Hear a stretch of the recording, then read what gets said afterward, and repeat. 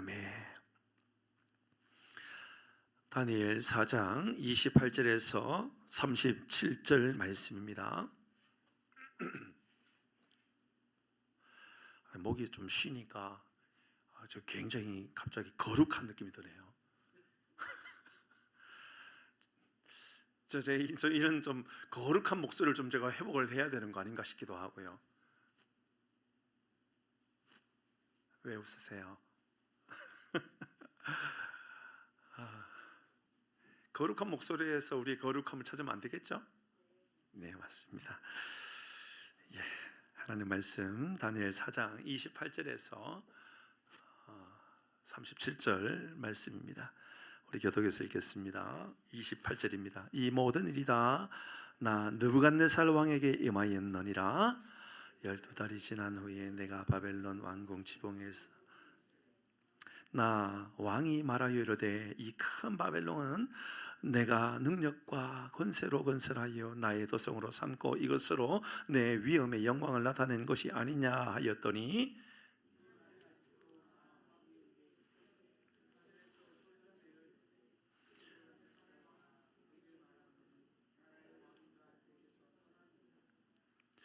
내가 사람에게서 쫓겨나서 들짐승과 함께 살면서 소처럼 풀을 먹을 것이요 이와 같이 7대를 지내서 지극히 높으신 이가 사람의 나라를 다스리시며 자기의 뜻대로 그것을 누구에게든지 주시는 줄을 알기까지 이르리라 하더라.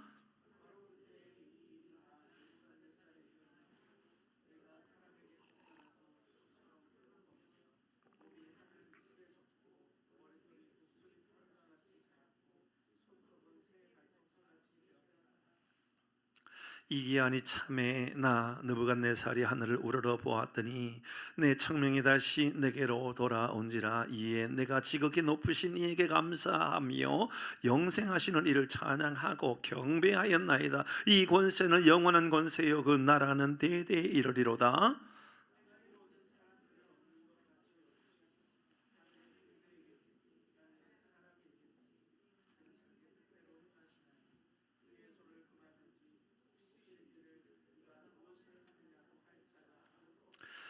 그때에 내 청명이 내게로 돌아왔고 또 내 나라의 영광에 대하여도 내 위엄과 광명이 내게로 돌아왔고 또 나의 모사들과 관원들이 내게 찾아오니 내가 내 나라에서 다시 세움을 받고 또 지극한 위세가 내게 더하였느니라 같이 합니다. 그러므로 지금 나 느부갓네살은 하늘의 왕을 찬양하며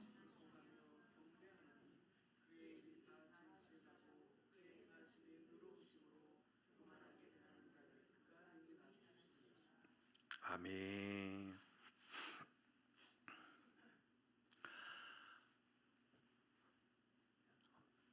눈을 들어 하나님을 바라보라. 눈을 들어 우리 주님을 바라보라 라는 제목으로 말씀을 잠시 좀 나누도록 하지요. 제가 말씀에 대한 욕심이 많은 것은 다 알고 있기 때문에 제 계획은 부목사님하고 이야기하면서 내가 오늘은 반드시 20분 안에 설교를 말씀을 끝내리라. 그러니 유목사님 기도회를 1시간 하시면 됩니다. 그러니까는 또 두 손도 들면서 절대로 그럴 수 없다고 또 이야기를 했었습니다만은 잘 모릅니다. 저는 말씀을 볼 때는 제가 적어도 유목사님 20분 안에는 절대 끝나지 않을 것 같고요. 말씀이 그렇게 아주 단순한 말씀도 아니고요. 나눌 게 너무너무 많은 말씀이기 때문에 더더욱 그렇습니다.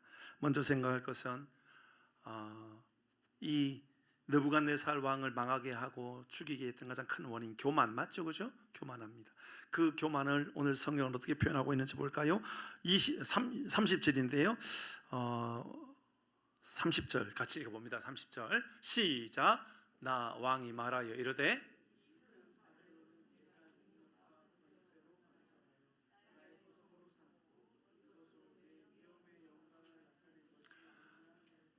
느부갓네살은 당신 자신을 뭐라고 부르고 있어요? 나 왕이 말하여 이르되 나 왕이다, 내가 왕이다 라고 이야기합니다. 그렇죠? 말은 틀린 말 아니죠. 맞죠? 내가 왕이다, 내가 왕이로소이다, 내가 왕이다, 내가 대장이다, 내가 대장이다. 그러면서 이렇게 말합니다. 이 큰 바벨론은 제국 아닙니까? 이라크, 지금 이런 이라크 지역, 그 갈대아우로 인근 지역. 훗날 이제 4장 오늘 마지막 읽었습니다. 다음 주 월요일부터는 이제 5장 페르시아가 바벨론을 공격합니다. 이란이 이라크를 공격한 거예요. 그래서 이란 시대가 되는 거예요. 그 지금까지도 아직까지 지금 이 이란의 이런 어려움은 이 바벨론 시대의 이야기가 아직도 이어지고 있다는 것을 좀 우리는 알고 있어야 될 필요가 있습니다. 그들 사상 가운데, 생각 가운데 우리는 말이야 저 바벨론을 무너뜨렸던 페르시아야. 그리고 페르시아는 어디에 무너지죠? 저 헬라에 무너집니다. 그리스, 헬라에 다 무너집니다.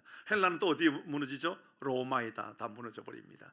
그 역사가 아직까지 지금까지 계속 이어지고 있는 역사입니다. 예수님 시대의 그 시대는 지금 바로 헬라 시대에서 바로 로마 시대로 이어져 가고 있는 시대라고 보시면 되겠고요. 그 한 500년 이전의 시대가 지금 바로 이 이전의 시대라고 그렇게 보일 수가 있습니다.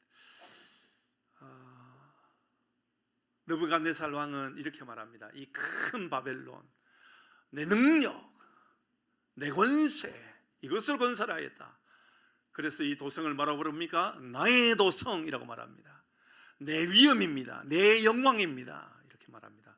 봐라, 이 모든 것이 다 내 거다. 이건 다 내 거다. 다 내 거다라고 말합니다. 지금 이 말을 어디서 하고 있어요?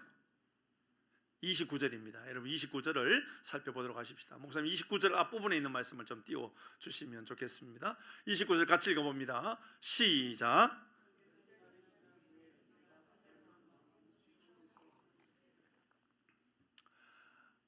다니엘을 통하여서 다니엘이 가진 꿈, 큰 나무가 다 잘려버리고 그 모든 것은 다 잘려버렸지만 그래도 하나님께서 여전히 회복을 위하여 남겨놓으셨다라고 하는 것들을 들었지만 거루투기는 남겨두었다. 근데 그 이야기를 듣고 나서 이 이야기에 대한 설명을 다니엘을 통해서 듣고 다니엘의 그 설명을 들은 이후에 야 진짜구나, 내가 결국은 저 짐승처럼 살게 되는 것 아닌가, 그 이야기를 다 들었습니다. 저 나무는 왕 느부갓네살 왕 당신입니다. 당신이 저렇게 잘려버릴 것이고 그러나 하나님께서 당신이 회개할 기회를 남겨놓으셨습니다. 회개하십시오.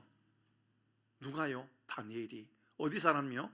저 유대 사람이요. 어디에서요? 바벨론에서요. 바벨론은 어떤 나라예요? 전 세계를 지배하고 있는 제국의 제국이란 말입니다.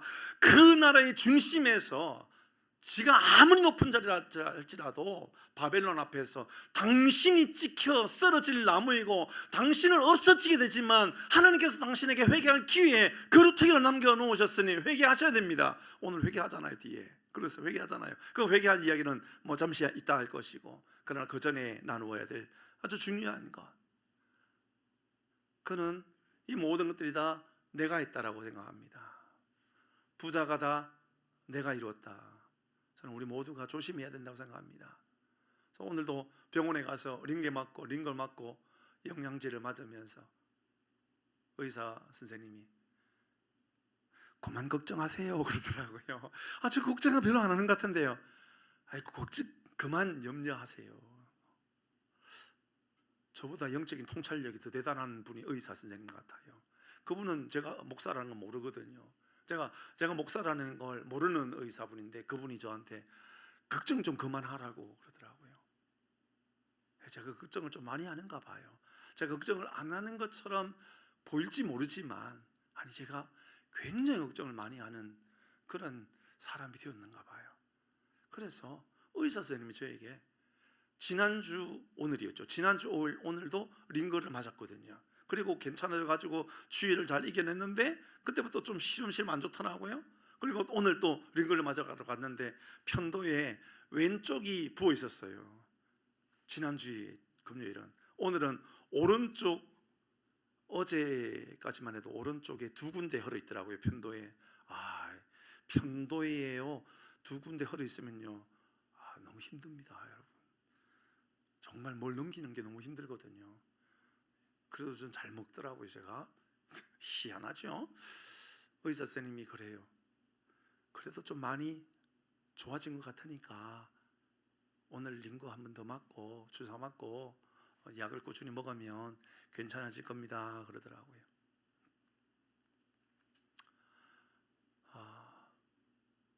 저의 걱정은 우리 교우들이 잘 되면 다 내가 잘했기 때문에 잘 되고 있다라고 생각할까 봐 두렵습니다. 저도 저의 건강에 대해서도 그렇습니다. 제가 걱정해야 되는 것은 저의 건강이 아니라 하나님께서 모든 것을 책임져 주고 계시는가에 대하여 의심하지 않고 맡겨드리고 사역을 해야 되는 것 아닌가라고 하는 깊은 생각입니다. 앞으로 나아가야 할 방향, 하나는 오른쪽으로 갑니까 왼쪽으로 갑니까가 아니라 갑니다 하나님, 그게 아니라 갈까요 말까요, 어디로 갈까요, 어떻게 갈까요, 맡겨드리는 게 보통 어려운 일이 아니죠. 우리 장로님은 잘 아시죠. 그런데 이 모든 일 앞에 모든 어떤 결정들, 진행해가는 어떤 사역들 하다못해 이 5월 달에 어르신도 섬겨야 되고 본몸 전도 축제도 해야 되고 이런저런 사역들도 할 거 생각하면서도 내가 사역을 하고 있는 것이 아니라 걱정만 하고 있고 염려만 하고 있는 것이 아닐까. 그 걱정과 염려의 중심 안에가 뭐가 있는 줄 아시죠? 내가 한다라는 겁니다. 내가 한다라고 생각하는 이 어리석음이라는 거죠. 여러분 경제적인 것들은 어떨까요? 여러분의 경제적인 상황들, 먹고 사는 문제들, 부유하게 되는 것, 좀 부자가 되는 것, 이거 하나님께 온전히 맡겨드리고 살아갈 수 있는 능력이 우리 가운데 있는가? 여러분 근데 느부갓네살 왕을 볼까요? 느부갓네살 왕이 다시 30절 다시 앞을 목사 볼까요? 30절의 말씀을 보니까 나 왕이 이렇게 말했단 말이에요. 나 왕이. 내가 누구라고요? 나 왕이. 왕도요 참 걱정할 일이 많은가 봐요. 그런데 그의 마음 가운데 걱정은 이런 거예요. 다 나무가 그루터기를 남겨놓고 다 잘려져 버린다 그러는데 이 바벨론, 이 내 능력, 이 권세, 나의 도성, 나의 위엄, 나의 영광, 이 모든 것들 다 내 것인데 말입니다. 내가 만들었는데 말입니다. 내가 이루었는데 말입니다. 이것이 무너질까 봐 두렵다고 말입니다. 어디서 그렇게 하고 있죠? 29절 다시 앞부분에 말씀해 보니까 이렇게 말하고 있었습니다. 29절에 말씀해 보니까 12달이 지난 후에 내가 바벨론 어디에서요? 굉장히 기가 막힌 표현이죠. 왕궁 어디에서요? 왜 지붕에서 그럴까요? 신하들을 불러놓고 야 여러분들 우리나라 표현들도 장관들 다 불러 모아놓고 국무총리 불러놓고 하는 이야기가 아닙니다. 어디에서요? 왕궁의 지붕에서요. 굉장히 중요한 이야기죠. 왜 왕궁의 지붕일까요? 왕궁의 지붕에서는요 바벨론의 모든 성이 다 보이는 거예요. 성이, 이 도시가 얼마나 커졌는지, 얼마나 위대한 나라가 되었는지, 느부갓네살 이 사람이 왕이 된 이후에 이 갈대아가 얼마나 대단한 지역이 되었는지, 얼마나 이 바벨론이 위대한 나라가 되었는지 알게 되었는 거죠. 그래서 지붕은 세상의 모든 것을 다 보여주고 세상의 모든 것들을 내가 내 권세 아래에 있다라는 것을 보여주는 한 단어, 지붕이라는 단어 아닙니까? 왕궁의 지붕에 올라가서 높은 곳에 올라가서 모든 것을 다 봐야 되는 거예요. 내가 올라갈 수 있는 가장 높은 곳에서, 그리고 내 아래에 있는 것들만 다 보는 겁니다. 우러러보는 것이 아니라 내려보는 것이지요. 그러면서 내가 이만큼 이루었다.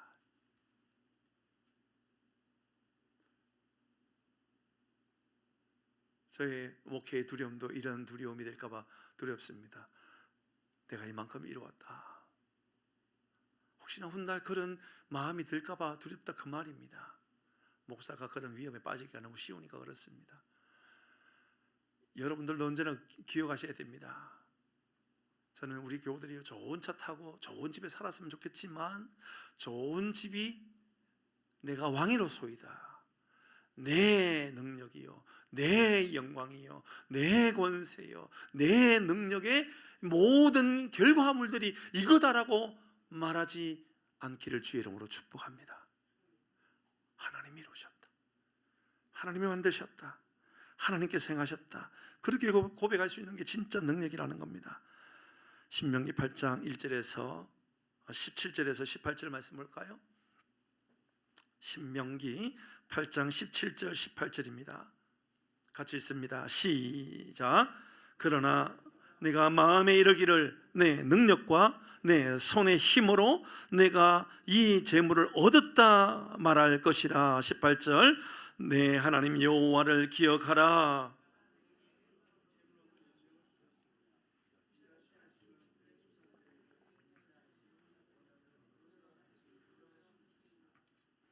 저는 우리 모든 교우들이 믿음의 고백이 바로 이 고백이 되어서 내 손의 힘으로 내가 이 재물을 얻었다 말할 것이 아니라, 내게 재물을 주신 하나님이 계셨고, 내게 하나님께서 이 능력을 주셨고, 하나님께서 이것을 나에게 영화롭게 해주셨다라고 하는 이 믿음의 고백, 여러분, 이 고백이 말씀을 통하여 우리에게 채찍질하고 있다고 말입니다. 야단치고 있다고 말입니다.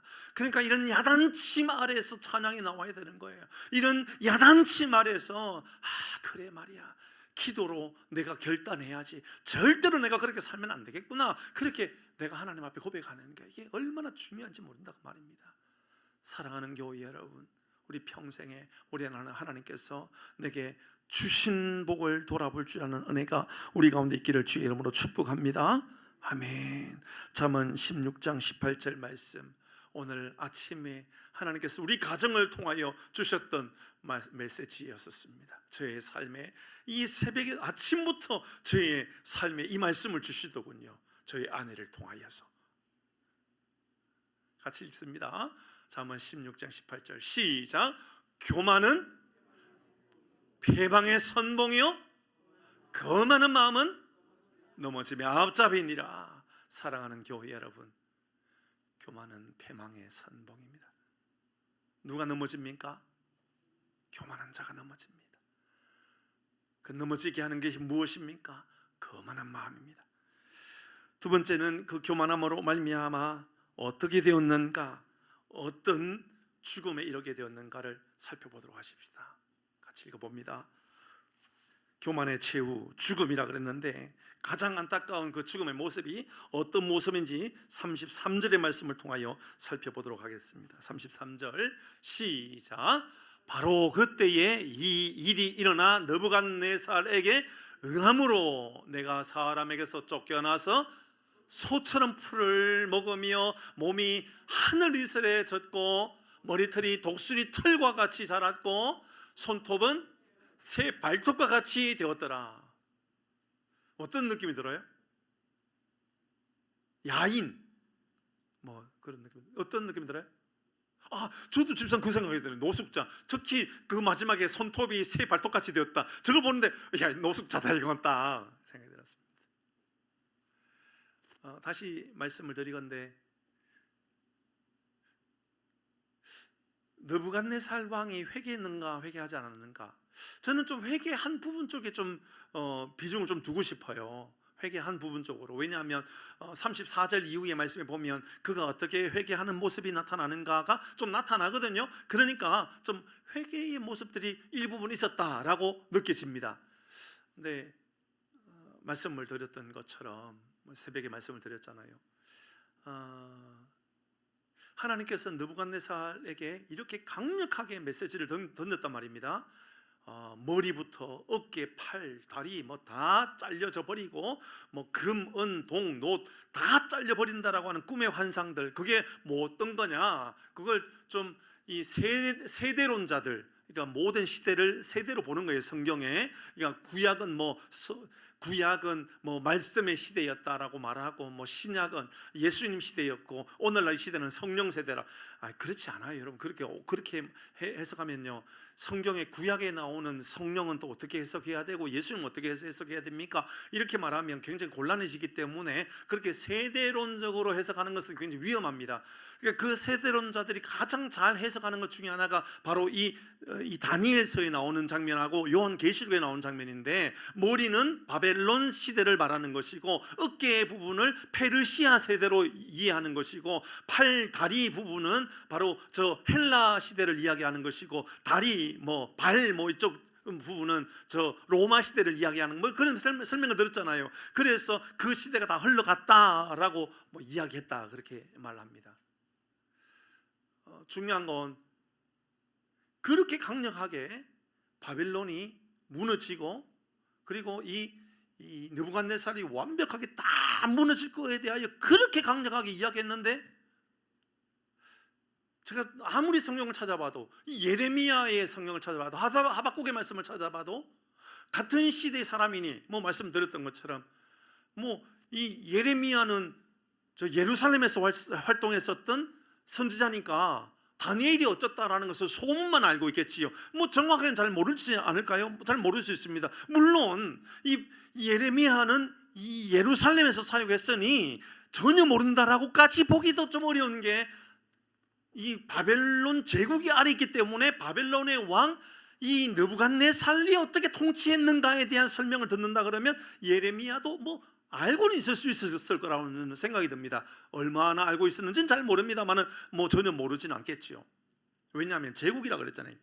온 세계를, 열방을 통치하고 있는 왕이라고 본다면 적어도 그렇단 말입니다. 하박국도 알기는 알았겠죠.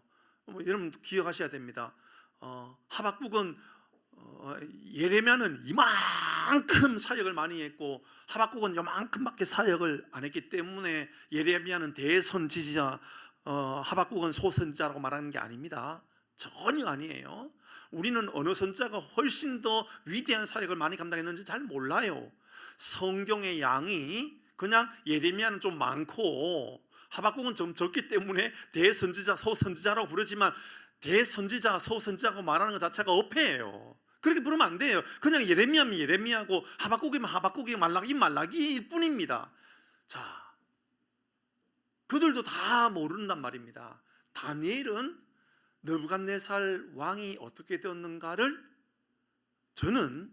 제가 답답해서 그런 거예요. 제가 답답하니, 아니 그래도 느부갓네살이 제국의 통치자고 그렇게 대단했고, 이 다니엘로 말미암아 회심이 일어났는지 안 했는지 몰라도 상당히 많은 것들을 지금 대화가 이루어지고 있는 장면이잖아요.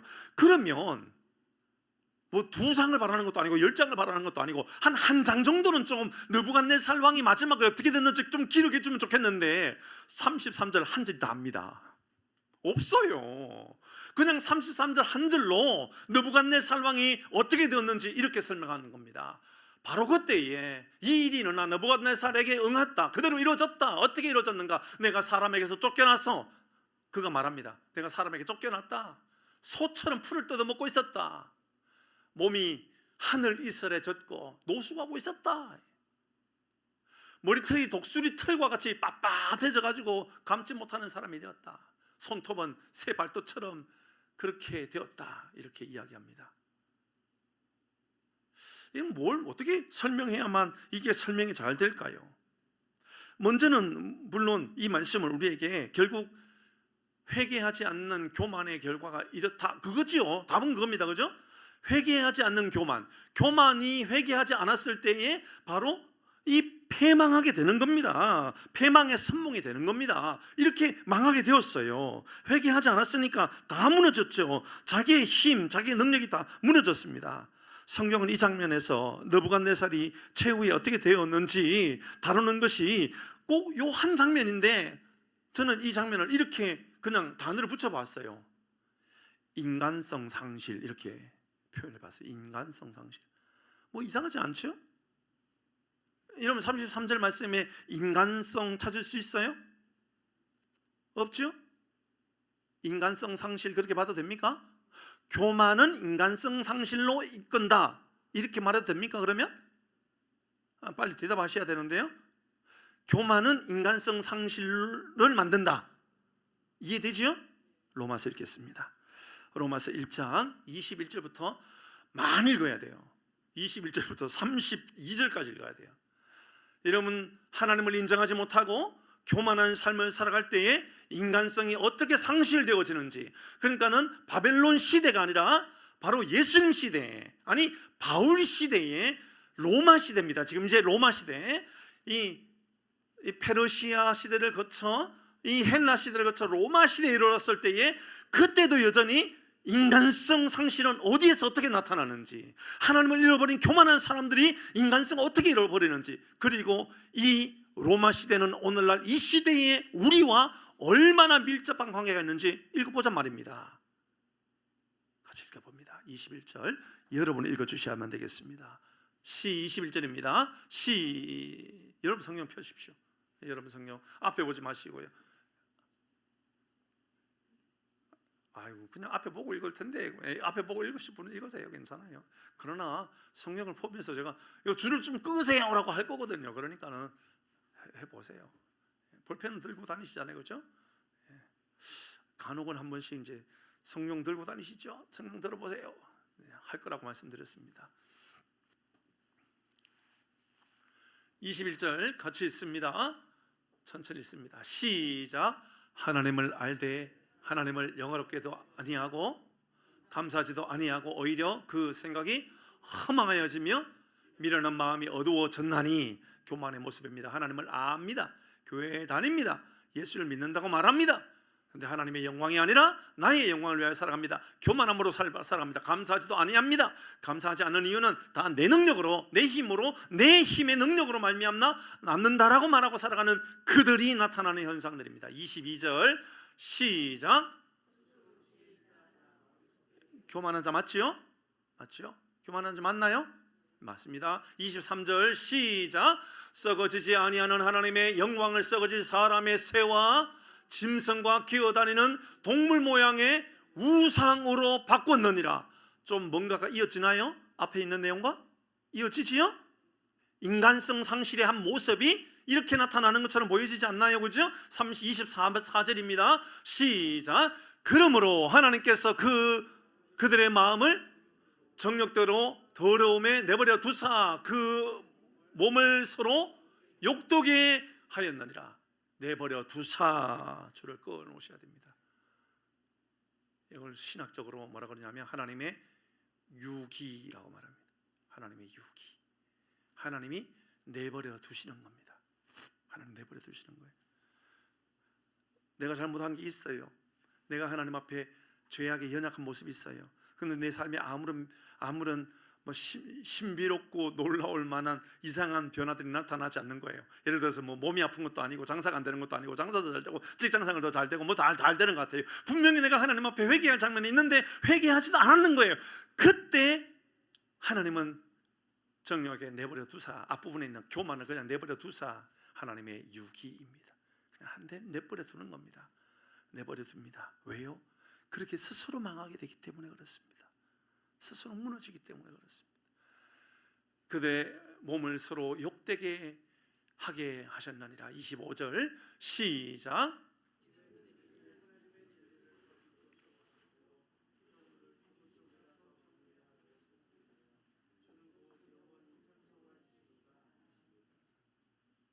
하나님의 진리를 거짓으로 바꾸어, 오늘 이 시대에도 좀 유사한 거 보이지 않나요? 하나님의 진리를 거짓으로 바꾸어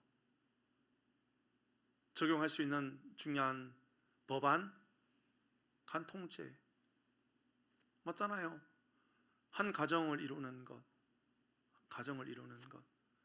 이번에 우리 노회 때 아주 늦은 오후 시간이었습니다. 좀 일찍 가신 분들은, 일찍 완전 끝까지 계시지 못했던 분들은 이 아주 큰 토론의 시간들을 보지 못했을 텐데, 우리 교단은 동성애에 대해서 목숨을 걸고 지킨다, 이런 법안을 우리가 끝까지 보수해 가는 분위기였습니다. 얼마나 감사한지 모릅니다. 무너지기 시작하면 다 무너집니다. 우리 동성애에 대하여 끝까지 지켜야 될 것은 지킵니다, 이런 이야기가 있었습니다. 근데 한국 교회가 어느 날 동성애 문제에 대해서도 교회도 죄가 나쁜 것인지 사람이 나쁜 거냐? 그 죄를 짓고 있는 게 사람인데 말입니다. 사람을 자꾸 이게 분리를 시키려고 그래요. 여러분, 동물이 하는 것을 죄라고 말합니까? 아니잖아요. 사람이 하는 것을 지금 죄라고 말하는 거잖아요. 그러면 이 동성애 문제를 죄는 죄로, 사람은 사람으로 분리하지 말고 그것을 짓는 죄의 주체자 사람에 대해서 우리는 돌아봐야 되는 거죠. 그러니까는 동성애에 대한 문제들이 있다 그러면 짚고 가야 되는 겁니다. 그러니까 하나님의 진리, 동성애는 죄입니까? 죄가 아닙니까? 죄입니다. 거짓으로 바꿔버립니다. 야, 사람은 귀하니까 사람은 존중해야지. 그러니까 그 정도까지는 시대적으로 볼 때는 좀 받아들일 수 있어야 돼 라고 말하면 다 거짓이 되는 겁니다. 그러니까 이렇게 다 무너지는 겁니다. 인간성 상실, 이해가 됩니까? 이렇게 인간성 상실이 계속해서 이렇게 나타나는 거죠. 26절 시작.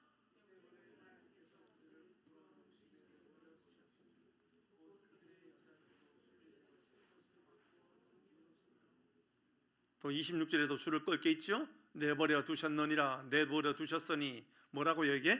하나님의 육이 내버려 뒀단 말입니다. 그냥 내버려 두는 거예요. 하나님께서 그냥 내버려 두는 거예요. 부끄러운 욕심을 내버려 두사 곧 그들의 여자들도 순리대로 쓸 것을 바꾸어 영리로 쓰며. 자, 그냥 보면 몰라요, 그죠? 이게 무슨 말일까? 로마 시대에 이제 주후가 되는 겁니다. 주후 1세기 경의 이야기입니다. 이야기가 예수님 시대의 이야기입니다. 이야기가 예수님 시대에 어떤 일이 있었는가? 하나님께서 그들의 부끄러운 욕심을 내버려뒀다. 그 부끄러움의 욕심을 내버려둔 게 뭐냐? 곧 그들이 여자들도 순리대로 쓸 것을 바꾸어 영리로 쓰며, 여자들도 순리대로 쓸 것을 바꾸어 영리로 썼다. 이 말이 뭘까요? 여자와 남자가 하나가 되어야 되는데 여자가 여자끼리 하나가 되어서 살아가는 것, 동성애 말하는 겁니다. 이게 이미 로마서 1장에 동성애에 대하여 순리를 영리로 바꾸었다라고. 순리도 줄 거 놓으시고 영리도 줄 거 놓으시면 됩니다. 오늘날 이 시대에 세상이 동성애에 대하여 이타져서 말하면 성경에 이미 1세기 때 이게 하나님을 두려워하지 않았던 사람들이, 여자들이 동성애에 저지르면서 순리도로 살아가야 되는데 영리로 바꾸었다고. 왜 그랬다고요? 욕심 때문에 그랬다고. 욕심 때문에. 이미 이때부터 나타났다고요. 이게 오늘날 바벨론 시대에 어떤 모습으로 나타났다고요? 인간성 상실로 나타났단 말입니다. 교만하면요 인간성 상실로 이렇게 나타납니다. 27절 시작.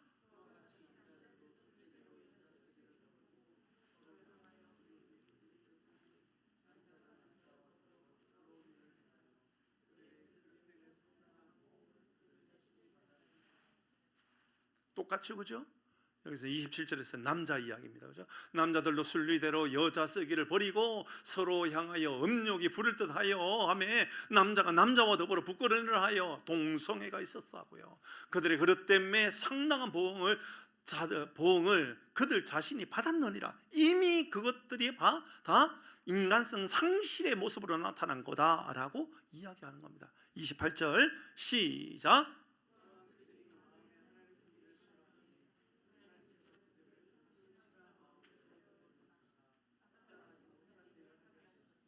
여기도 상실한 마음을대로 내버려 두사 하나님의 육이 주거 놓으시면 됩니다. 29절 계속 상실한 모습들이 이게 결과가 이렇게 나타나는 겁니다. 인간성 상실의 모습입니다. 이 모든 것들이 하나님을 버리고 욕망으로 교만함으로 채워졌을 때에 29절부터는 이제 이렇게 나타납니다. 시작. 곧 모든 불의, 추와, 탐욕, 악의가 가득한 자요, 시기, 살인, 분쟁, 사기, 악독이 가득한 자요, 수근수근하는 자요, 30절 비방하는 자요, 하나님께서 미워하는 자요, 능욕하는 자요, 교만한 자요, 자랑하는 자요, 악을 도모하는 자요, 부모를 거역하는 자요, 31절 우매한 자요, 배약하는 자요, 무능한 자요, 무자비한 자라. 32절 그들이 이 같은 일을 행하는 자는 사형에 행한다고 하나님께서 증하심을 알고도 자기들 행할 뿐만 아니라 또한 그런 일을 행하는 자들은 옳다. 말이 됩니까? 이러면 인간성 상실 이렇게 오늘날 나타난다 그 말입니다. 그러면 오늘날 우리가 먹고 살만한 시대에 우리 가운데 누가 독수리의 틀같이 머리털을 가지고 그렇게 살고 우리의 손톱이, 우리의 발톱이 뭐 새의 발톱처럼 그렇게 살아가는 사람이 어디 있겠습니까? 그렇게 인간성 상실이 나타나는 게 아니고요, 로마 시대에 지나고 나니까, 시대가 지나고 나니까는 그 인간성 상실의 모습은 어떻게 나타나느냐, 순리를 영리로 바꿔버리고요, 교만함으로 살아가고요, 불의한 사람으로 살아가고요, 탐욕으로 살아가고요, 악독에 가득하고요, 살인하고요, 분쟁하고요, 시기하고요, 이런 것으로 가득 찼던 거죠. 사랑하는 교회 여러분, 결국 교만이 패망을 낳았습니다. 패망하게 되었습니다. 그 패망의 오늘날 현상적으로 나타나는 모습들은 로마서에서 우리에게 알려주고 있습니다. 이렇게 사람이 무너진다라는 것이죠. 그럼 회복은 어떻게 이루어질까? 오늘 성경은 우리에게 알려줍니다. 자, 회복에 대해서 어떻게 말하고 있는지 볼까요? 회복 34절입니다. 34절 같이 읽어봅니다. 34절 회복의 시작이잖아요. 시작. 그 기한이 참에 나 느부갓네살이 하늘을 우러러 보았더니 됐습니다. 뭐 어떻게 했다고요? 여러분, 우리가 앞에서 보았잖아요. 앞에서 볼 때에 앞부분에서 29절에서 말씀해 보니까 느부갓네살이 어디에 올라갔었어요? 왕궁의 지붕에 올라갔단 말입니다. 그리고 아래를 내려다봤잖아요. 그죠? 시선을 보시란 말입니다. 왕의 시선이 자기가 가장 높은 데 올라가가지고요, 가장 낮아 보이는 사람들을 쳐다보았단 말입니다. 내려보았단 말입니다. 그러면서 다 내 거다, 내가 통치한다, 내가 대장이다, 내가 우두머리다 라고 생각하고 있었었는데, 제가 이 장면 때문에 그가 그래도 회개의 장면이 아닐까라고 생각한 부분이 바로 이 34절의 이야기입니다. 느부갓네살이 어디를 바라보고 있어요? 저는 이게 진짜 그냥 하늘을 우러보는 것으로 해석되지 않을까라고 생각해 보았습니다. 그러나 그 뒷부분에 있는 내용을 볼 때는, 신학적으로 볼 때에 하늘을 우러보았다라는 것은 다니엘이 알려준 그 하나님을 바라보았다라고 하는 말로밖에는 해석할 길이 없는 겁니다. 왜냐하면 하늘 자체 바라보는 것이 어떻게 그에게 우상이 되겠습니까? 그게 아니라 하늘의 하나님, 우주 만물의 하나님을 바라보는 것으로 해석한다면 이 말이 이해가 되는 겁니다. 느부갓네살 왕의 시선이 위에서 아래로 향하였다가 지금 어떻게 되었습니까? 아래에서 위로 바라보는, 오늘 이 밤에 우리의 시선이 아래에서 위로 향하는 시선으로 전환되기를 주의 이름으로 축복합니다. 우리 시선이 좀 바뀌어져야 되죠. 하늘을 우러러 보았더니 그 총명이 다시 내게로 돌아온지라. 다시 돌아왔다. 제가 그래서 이 총명이 다시 내게로 돌아왔다라는 것을 좀 더 잘 해석해 보고 싶었습니다. 그게 이해가 되는 거예요. 왜냐하면 33절의 말씀에 보니까 아까 모습이 막 그가 들판에 가가지고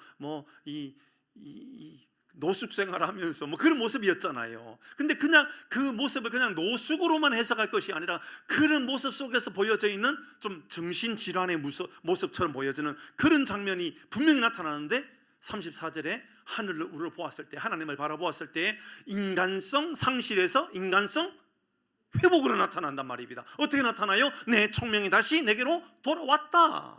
뭐예요? 인간성 회복이 되었다라는 말이에요. 인간성 회복되니까 어떤 일이 납니까? 이에 내가 지극히 높으신 이에게, 보세요, 하나님을 바라보는 겁니다. 그러면서 감사하며 영생하시는 이를, 아니 그가 하나님에 대해서 영생하시는 하나님이라고 어떻게 고백할 수가 있겠습니까? 느부갓네살 왕이 말입니다. 그러니 저는 오늘날 이 시대에 예루살렘 회복 이전에 회복이 임하여져야 될 중요한 땅 중에 하나는 이란과 이라크라고 생각한다. 지난번에도 말씀드렸죠. 저는 그렇게 생각합니다. 이라크가 회복할 겁니다. 영적인 회복이 일어날 겁니다. 이란이 지금 회복되어지고 있다는 말씀 드렸죠. 이란이 어느 한 20대 아가씨가 이란 땅에 이슬람 믿는 사람이 99%라는 생각은 틀렸습니다. 아니요, 절대 그렇지 않습니다. 무슬림은 30%도 안 됩니다. 이제 다 떠났습니다.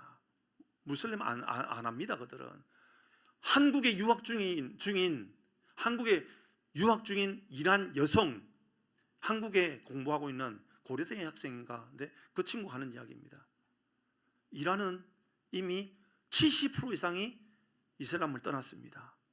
그리고 이 이야기가 아니라 선교사님, 이란에서 선교하고 있는 선교사님들 보고에 의하면 코로나 이후에 특별히 2024년, 25년도에 믿음의 자리로 돌아온 사람이 100만 명이 넘었다. 엄청난 거죠. 부흥의 역사가 나타난 거죠. 드러나고 있는 사람은 아무도 없고요. 다 지하교회 이야기라고. 느부갓네살 왕이 지금 이렇게 말합니다.